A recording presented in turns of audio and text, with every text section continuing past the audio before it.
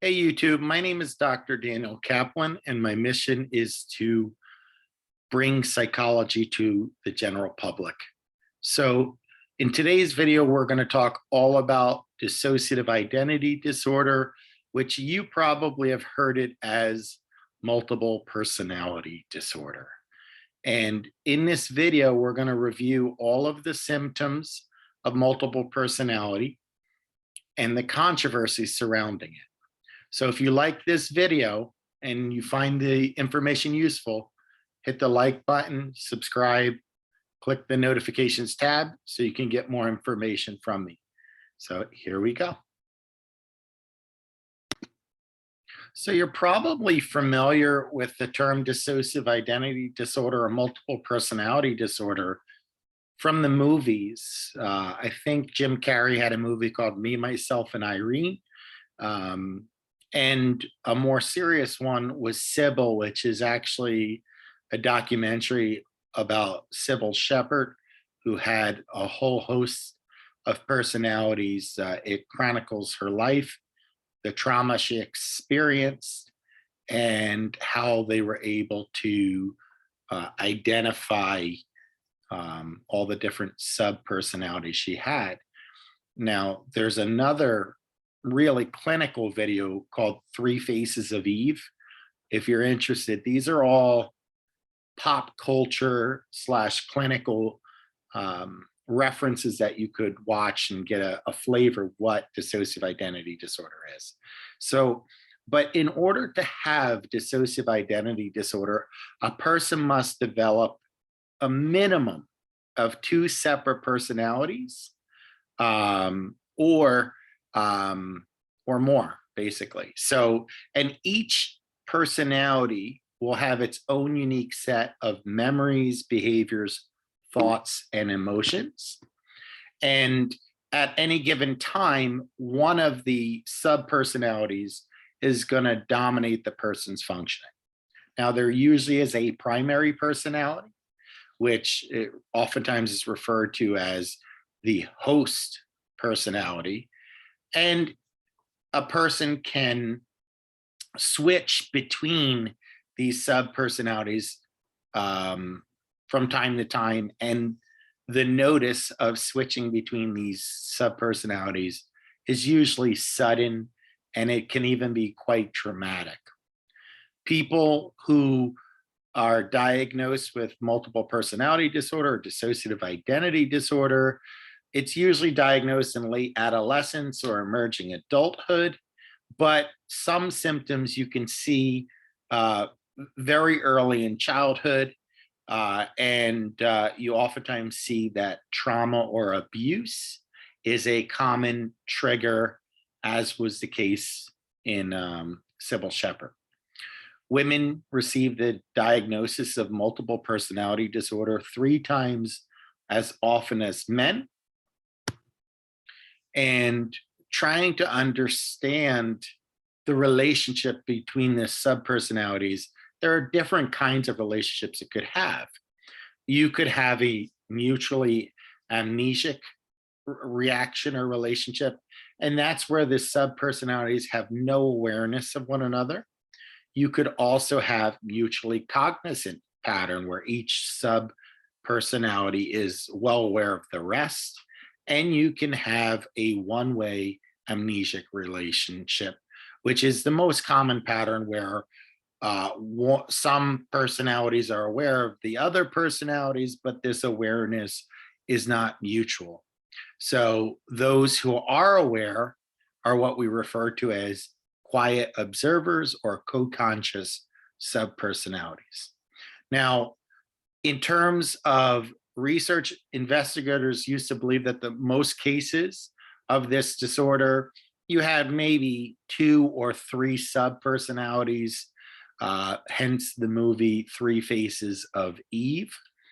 But studies now suggest that the average number of sub-personalities is much higher.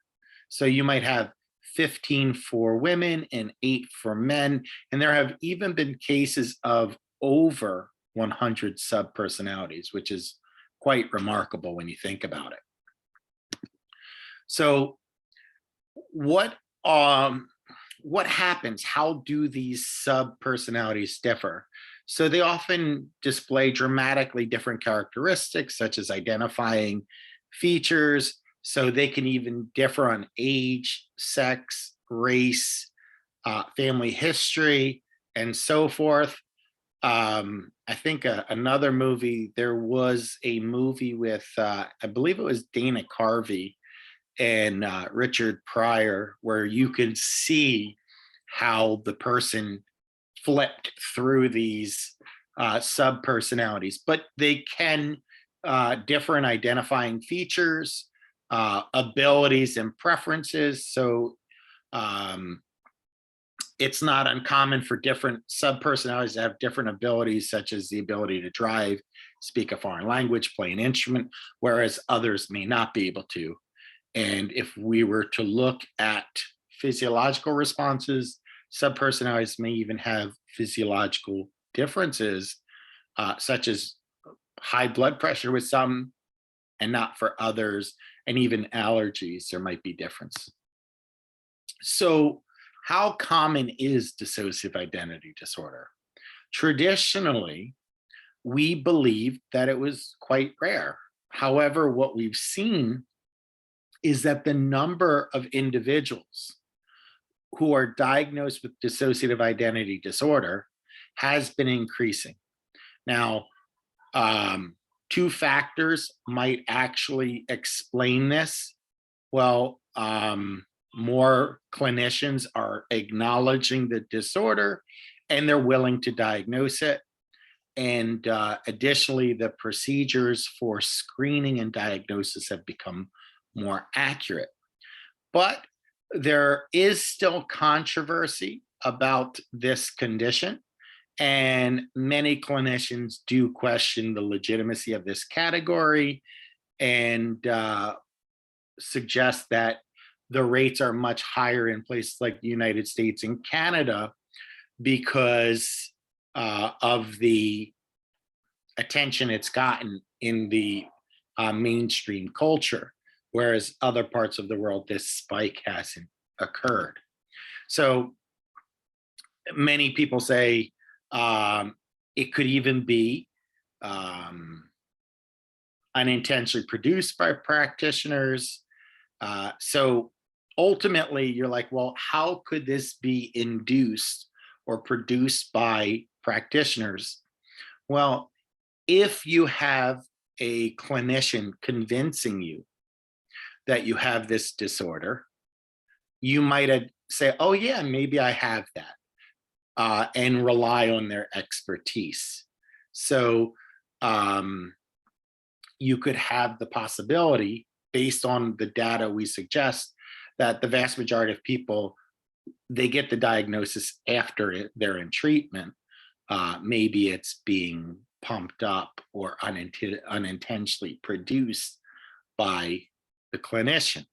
Now, I will say that this criticism, albeit legitimate, is not true in all of the cases. So we have to be cognizant of that. And in the DSM-5, it acknowledges this concept of dissociative identity disorder. So what that implies is that there is sufficient research on the condition and sufficient data about the manifestations of the condition that it remains in the DSM. So I would acknowledge the criticisms as a scientist, but I also don't want you to reject the whole concept because of it. So that is all you need to know, the basics of dissociative identity disorder. Once again, if you like this video, hit the like button, subscribe, notifications tab, please hit them because it allows me to get a greater reach. YouTube takes it seriously and I value your feedback. So the more likes, subscriptions, and whatnot, the more they're going to share this video with a general audience and recommend it. So help me fulfill my mission of making psychology more accessible. Take care, everybody.